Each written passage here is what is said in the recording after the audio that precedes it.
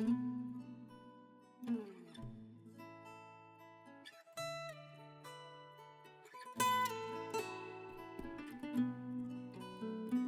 Gary and Becky Peplow. We're up here at the Wildlands Conservancy looking at Hummingbird Hill.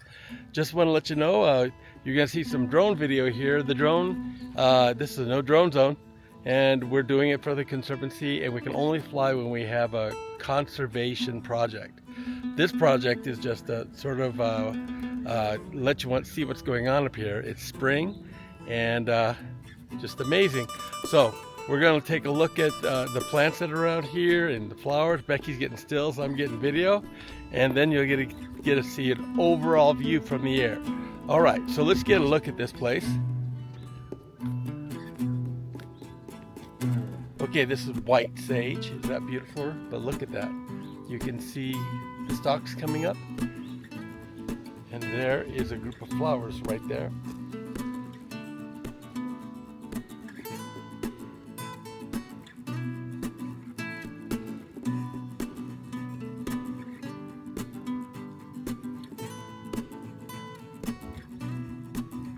And here is some Fragrance Everlasting.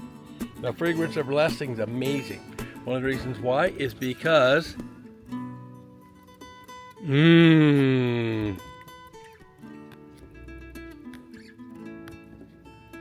it's Fragrance Everlasting smells like pancakes. So yeah, this is Fragrance Everlasting, and it's amazing.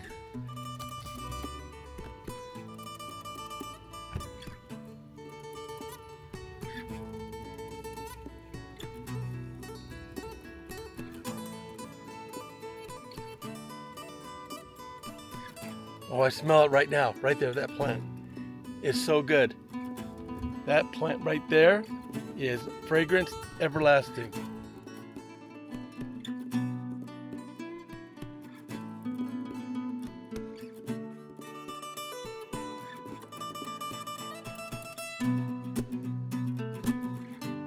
As I was telling you earlier, Los Rios Rancho was failing, and then the Wildlands bought it, and they bought this whole area here, including the orchards. But why would you rip out such historic orchard, right?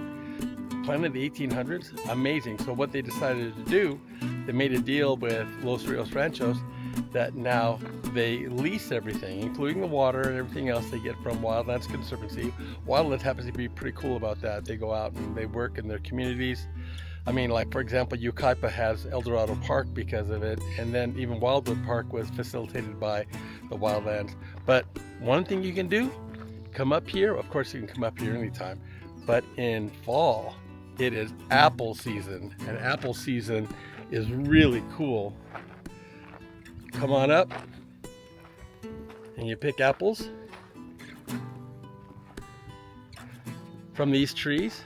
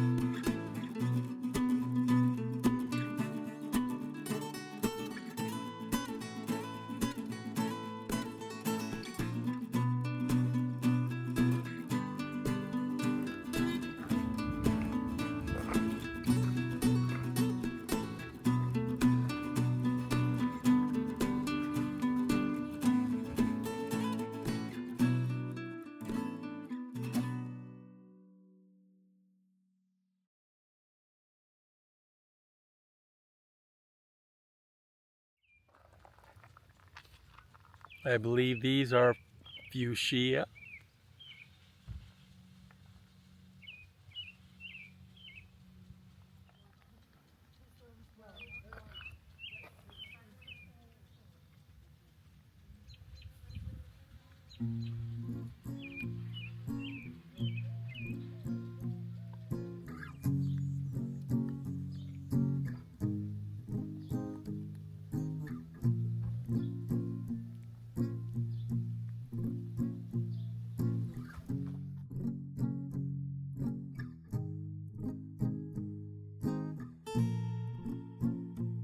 Okay, so now we're out here next to the Falling Waters Pond.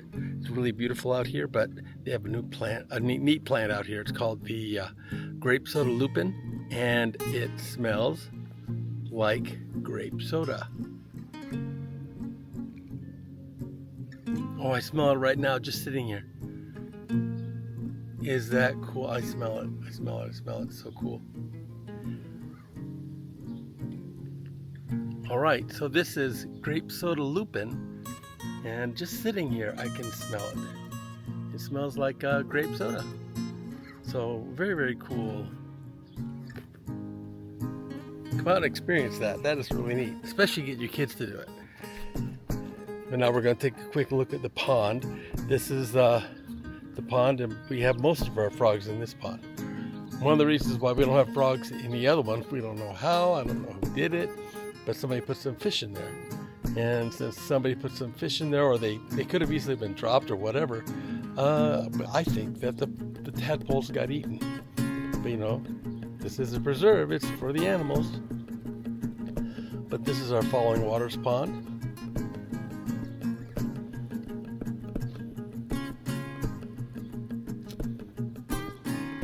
Now we have mosquito fish in here, so we can stop mosquitoes, of course. We don't want to be a vector problem, but it's a pretty place to come, and it's always the last place that I try to bring my kids to when I'm teaching up here. Now this is really, really cool because it's a place of solitude.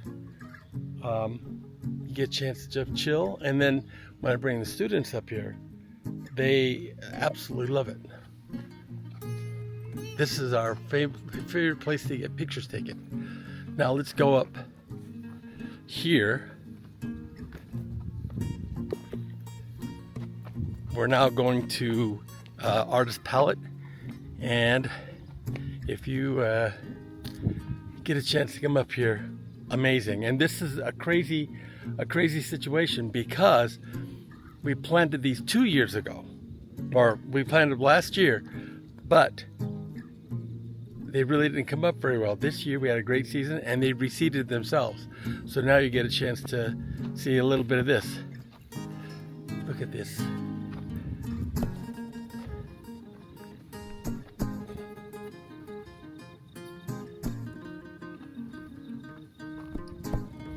California poppies, along with all the other flowers that are making it pretty cool, huh?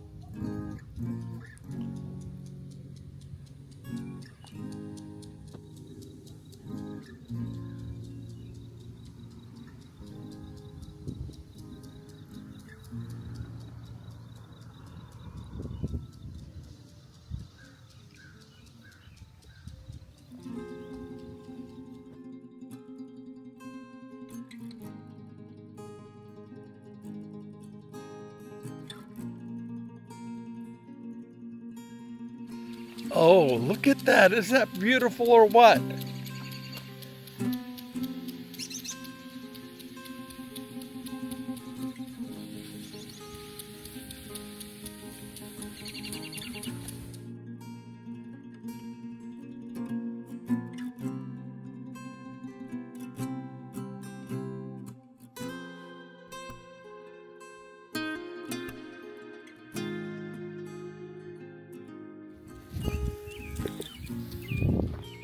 Now, one of the first crops grown out here in Oak Glen was potatoes. That's down on Potato Canyon Road. If you ever get a chance to come through here, you'll see it. But that was one of the first crops. And then from there, apples. You know, you already know this is a big apple area. You've seen them here. We'll show you a couple apple trees out here in a little bit. But another thing that the Conservancy does is they have a tribute out here to farmers. And what I mean by a tribute to farmers is they have all the different equipment that farmers used to use to grow food. Now, the equipment does the same thing nowadays, but it does it in a different way. And one of the things I tell my students out here when I'm teaching for the Conservancy is, you know, we need to take care of the land. I teach them about the Dust Bowl. I teach them about how we destroyed, you know, so much land and lost topsoil, and that's why we're very careful about what we do in modern farming. They want to take care of that land. Meanwhile, look at this.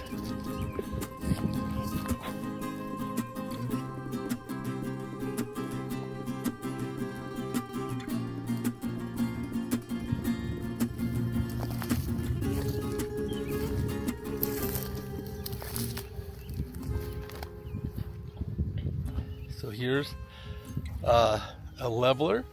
This is used to level the land so that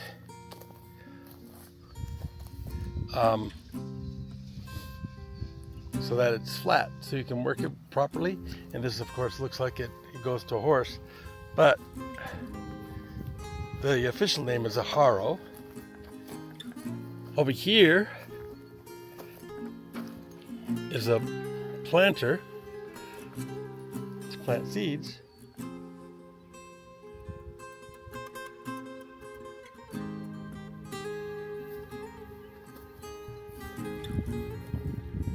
Yeah, so whenever you plant seeds, it's called sowing. Over here is a harvester. It is a cutter so that they can cut the grain. Yeah, this is a reaper.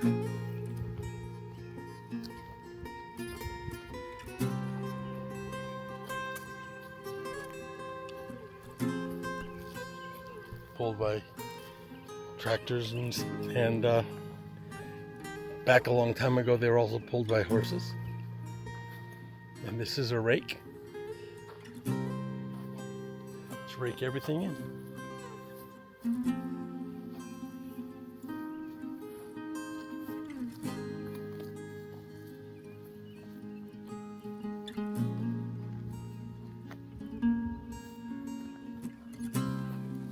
And of course, the famous plow used to break up the soil. Yeah, like I tell my students, sometimes we just are a little bit too aggressive. You know, we shouldn't beat the soil up so much. We should dance with it. Otherwise, we live on only like this much topsoil. So, let's go look at some trees. And there you go.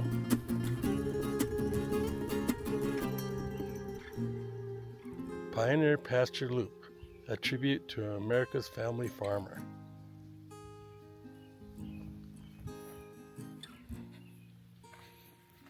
When you come up, bring a lunch. Other than when we have students on weekdays during school year, this is always open to be able to have lunch. It's called Cloud's Rest. So it's a beautiful place to have lunch. And the birds also know that you have lunch here, so they're always, whenever you show up, they show up too.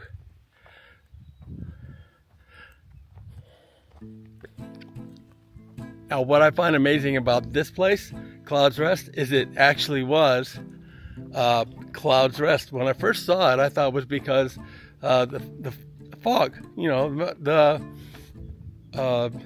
cloud sitting here. But it's not. This place used to be owned in a building, and their last name was Clouds. Is that crazy or what? So pretty good. So let's go take a look up here. We're gonna go up into the conifer loop.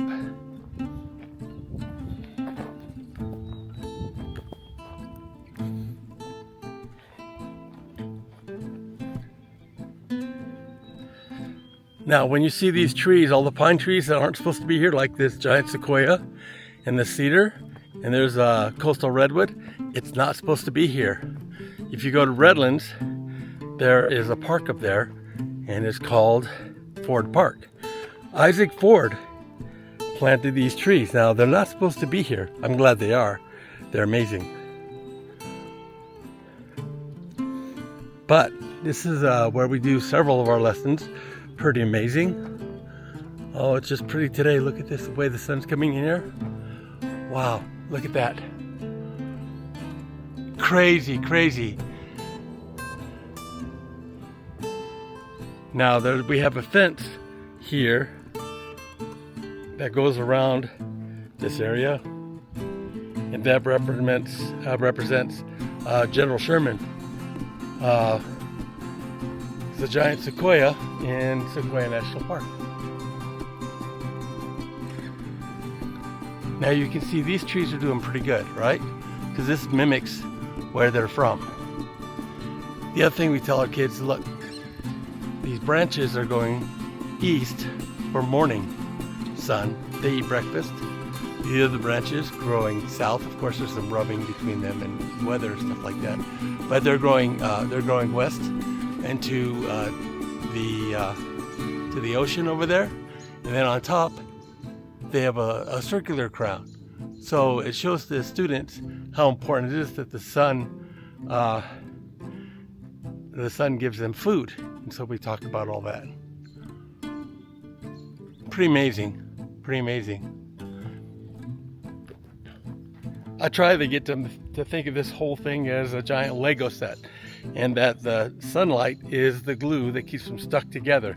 So that sunlight is also the food that we get in C6H12O6, which is sugar that we get from photosynthesis, but you'll get that later. Now, this tree here is in trouble. This is a coastal redwood. At the bottom here, you have all these sappers that are trying to make more roots so you can get more water. But you see that strong trunk? What I tell my students is that when I was growing up, I was like 16, 17, I was dating my wife up here, Rebecca, and we would always come up here, and this would be always foggy, and she'd have to go to one of her friend's house after a date sometimes because we couldn't get through. That tree behind me, that coastal redwood, drinks from the clouds. But now, because of climate change, it's not drinking from the clouds. Now, yes, I know there's an argument about climate change. We know there's climate change. But I always say, if you do something better, let's do something better. I don't know how much we do, but I know we do add to it. I mean, one volcano, that's so much CO2. But we won't go into that. All right, so here, now we're looking at acorn woodpecker holes. Now, I don't know if you can see them very well, but the acorn woodpeckers go through here, and they dig into these, or pound into these trunks, and they put acorns in there for the winter. But they also have these long tongues that wrap around their brain, and then they have shock absorbers. It takes them about 20 minutes to dig a hole, but 20 times a second they pound their head against this. And it's just crazy to me. Crazy that nature has been able to do that. But again, nature is amazing.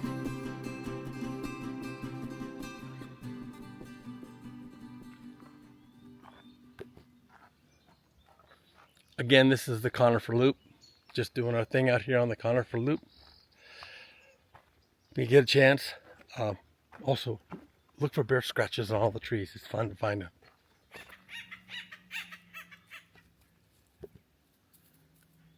That sound is an acorn woodpecker.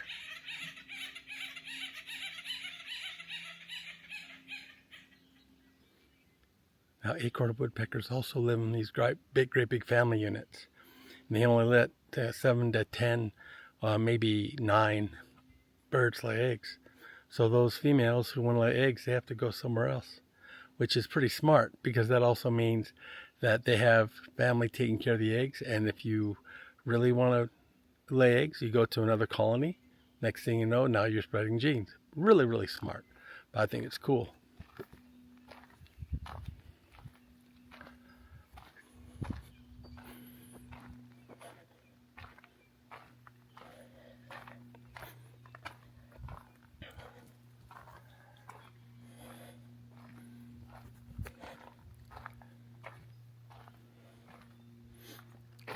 Okay, so this is a Jeffrey pine. We call it General Jeffrey, and if you smell the bark, it smells like vanilla. And students really love that.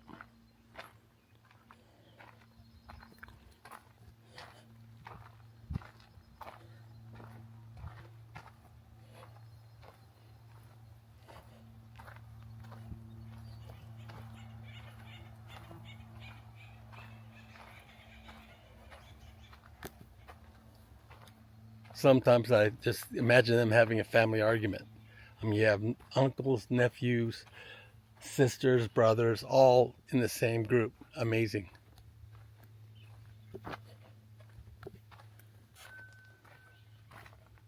All right, we're heading across the bridge toward the pond. Over there's our frog pond. Over there they keep Pacific Coast frogs, a habitat for them. And normally we have frogs there, but this year they had fish in there, so I don't know how the fish got in there. I'm pretty sure we didn't put them in there, so we didn't have very many tadpoles. Here's part of the pond up here. Now this pond was put in by the Rios brothers because water's not reliable in California. But now we've turned into, well, I didn't. I'm just helping to teach kids. They've turned it into a biome, a water biome, an aquatic biome, which allows all kinds of animals to live.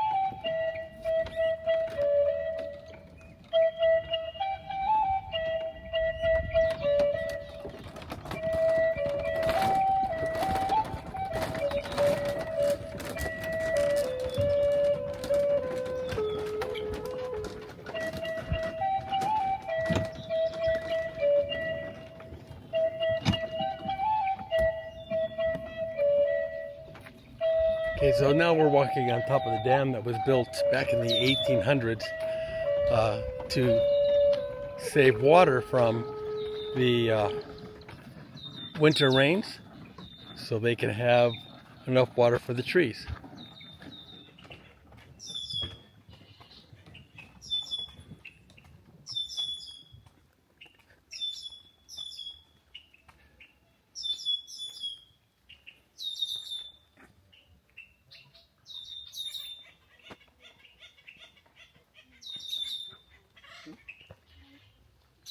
Well, now we're going to go look at a acorn woodpecker nest, if we can see them. I'll hear them up there. They're not happy we're here. So where are they, Beck? Not this tree in front, but the one right behind it. Followed all the way up to the top. You see a hole. See it? Hold a second. Oh, yeah, right there. Right there. In that split in that bark? Uh-huh. That's cool. Watch it for a minute and maybe they'll come in. Well, I knew that was there, but for some reason it's really clear today. Maybe I can zoom in on it here with the computer. But they're all up through there. Look at all the acorn woodpeckers, and a good portion of them have to be babies, right?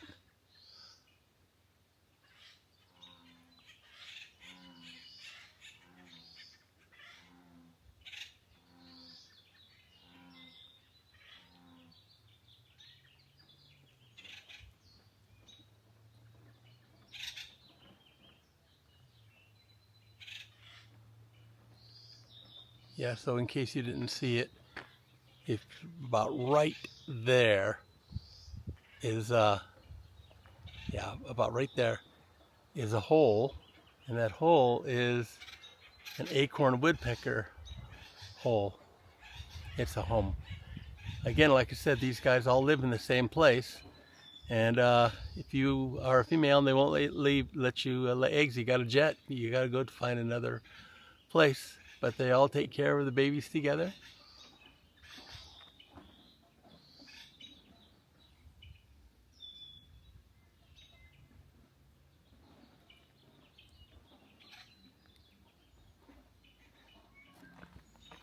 Now we're in the deciduous forest. Over here is where all the acorns are growing, and we're worried about it because there's something called the gold-spotted oak borer, and it's killing trees all over California. About a third of the Southern California trees have been killed, and that's where shelter is, that's where food is, and everything else. Now over on the other side, on the conifer loop, that is a totally different biome. But again, remember that most of the conifers were planted over there by Isaac Ford, especially the sequoias. Now we do have natural conifers here, you know, like Jeffrey pines and those kind, but just amazing to see the two different biomes. Just right over there is another biome. Oh, and now here, this is a pretty crazy plant. This is called stinging nettle. Ooh, look, there's a ladybug on that stinging nettle. Right, no, it's not focusing, but right there, there's a ladybug on the stinging nettle. The stinging nettle is a miracle plant. It makes a great tea, an expensive tea. It helps with the tummy and other things. But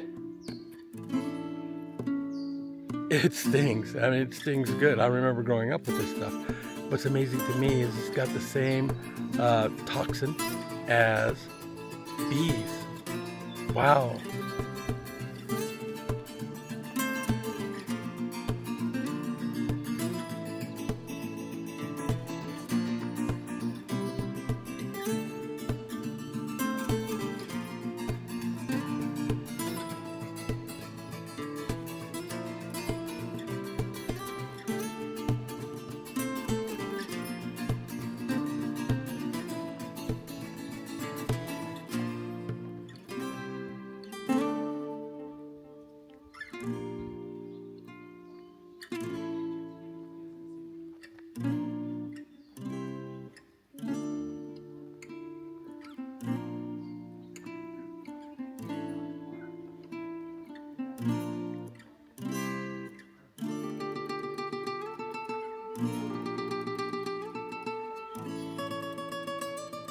It is. Another one next. So what scientists think is that someone brought in a load of firewood into California back to San Diego, and from there it's been, oh look, there's a nice little robin.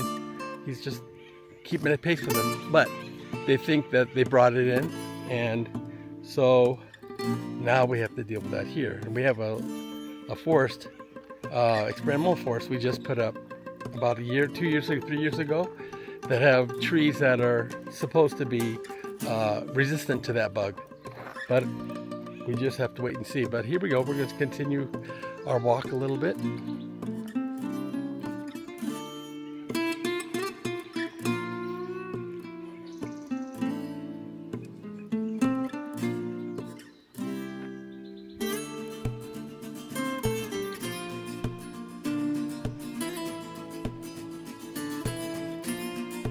So what do you think? Pretty cool, huh? Yeah. I looked at the sundial, and the sundial's accurate. Well, look at this robin. Just walking ahead of us. What's up, dude? Oh, you hear that? That's a hawk, everybody. So now, this is an amazing thing here. What? Oh, it's got a worm in its mouth? He's right over there. A robin's right there if you can see it. He's got a worm in his mouth. But the thing is I don't know why he's not leaving. Okay, so, quick story.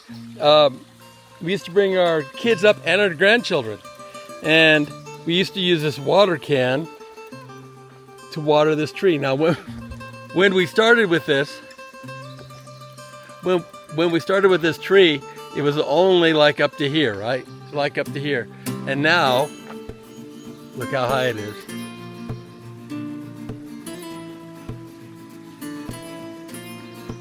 It's sort of, we call it our tree. Now we are sad here because if you look at it, you'll see it's got all kinds of carvings in it. You know, I get the romanticism of doing carvings, you know, put your name in something, but you'd think that people would recognize that this tree is in trouble. And because this tree's in trouble, we shouldn't be carving it. But here, you see this? Those are, right there, those are holes from sapsuckers. And they come and they drill holes and they eat the sap, and they also catch bugs that get stuck in the sap.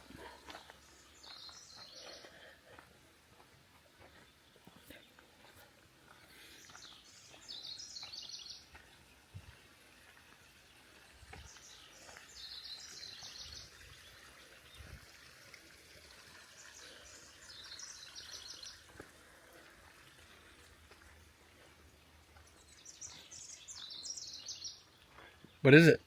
Looks like maybe a stellar jay. Oh yeah, I'm pretty confident that's a stellar jay, or it could be scrub jay too. Yeah, but here's a little beautiful feather. It's beautiful.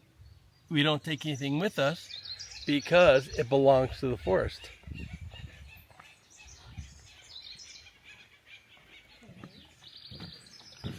Okay, as we continue down the boardwalk, we're gonna see some more beauty.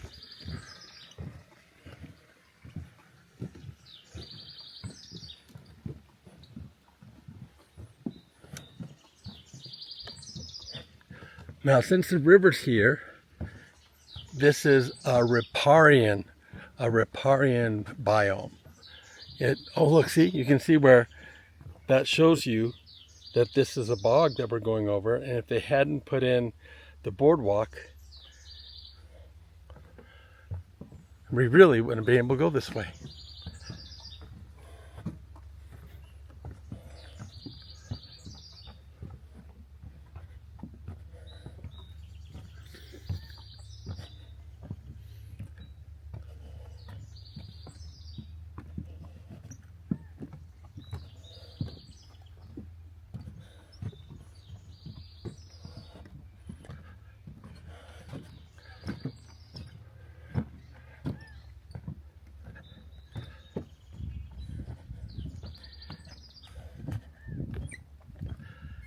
We have a great time bringing the kids through here, don't we, Becky? Oh yes. But what's really fun is when you take them down one side and they all forget that they're going to have to go up on the other. Oh, look at here.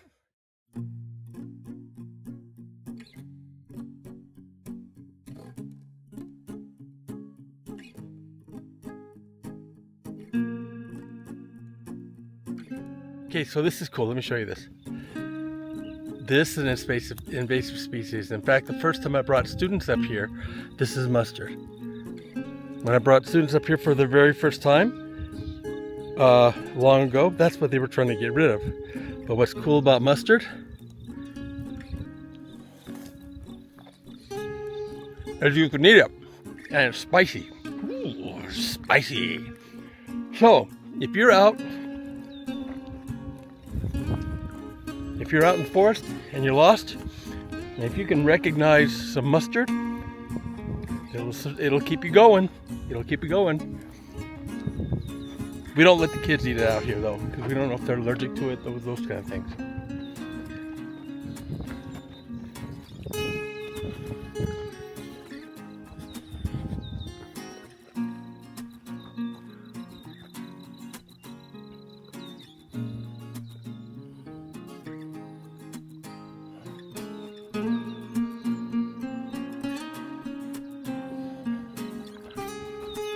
Well, we're going to show you one more place, and it's the frog pond. We have Pacific Forest frogs here. Now you rarely see them. If you come at night, you get a chance to see them.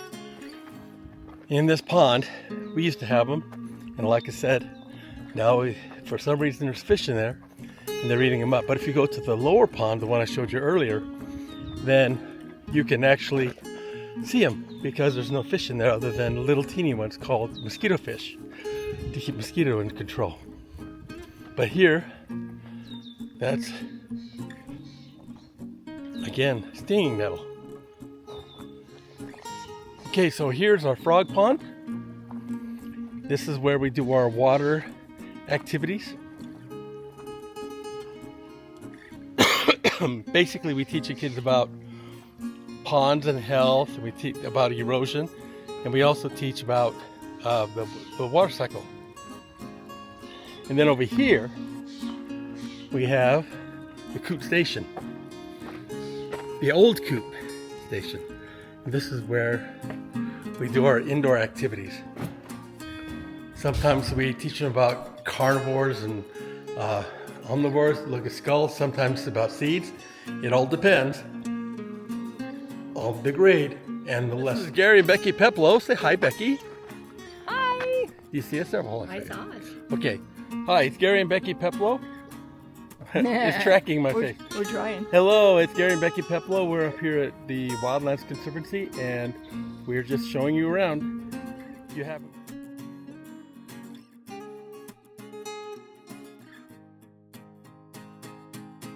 This is our alders area. This is where we have outdoor displays sometimes. This is just a really, really cool. Nice place to sit down and have a sandwich. And we're passing our phacelias. Now, every time I think of this, I think of the song, Phacelia, you're breaking my heart. But of course, it's not that. But these are phacelias that we're looking at, and they're very, very pretty.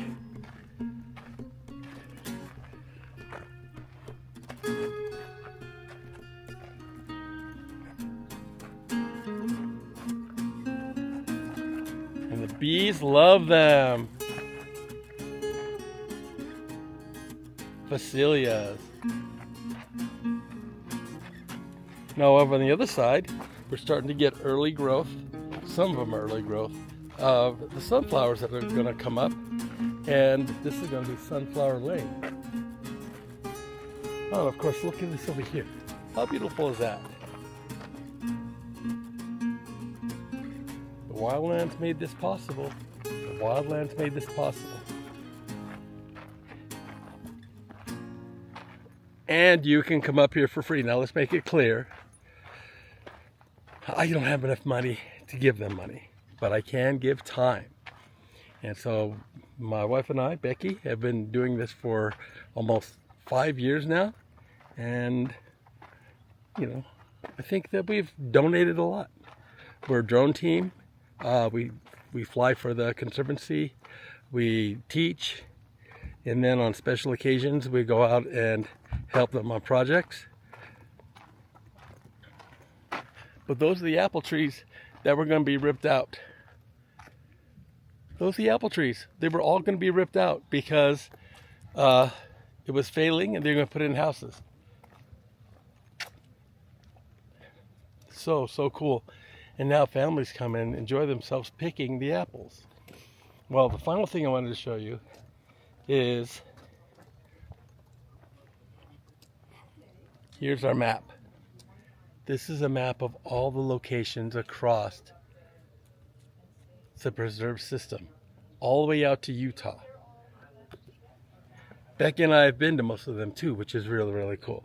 So, saying goodbye, take care, and enjoy yourself. Hello, hello. How's it going? Good. I don't think we've met, have we? Are you? Yeah, this is Coulter. Coulter, nice to meet you. Nice to meet you. He Now, is are you now- named after the pines? I'm just curious. I'm not named after the pine. I'm named after the mountain man, John Coulter. Oh, okay. Oh, yeah. Okay. Cool. He is now the ranger up at Bluff Lake. You are. How Yeah. cool is that? Starts this year. Well, congratulations.